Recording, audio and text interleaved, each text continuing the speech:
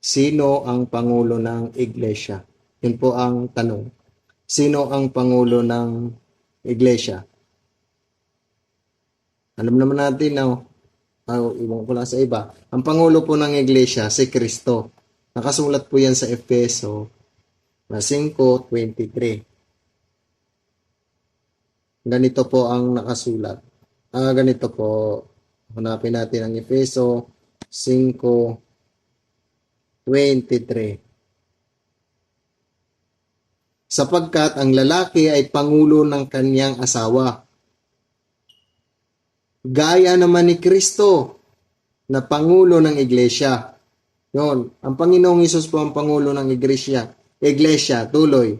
Na siya rin ang tagapagligtas ng katawan. Ang tanong, sino ang pangulo ng iglesia?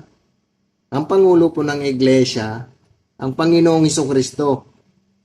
Yan po ay nakasulat sa Efeso 5:23. So kung may tutol ka, pwede po kayo mag-comment. Pero sino ka ba para tumutol ka sa nakasulat sa Biblia?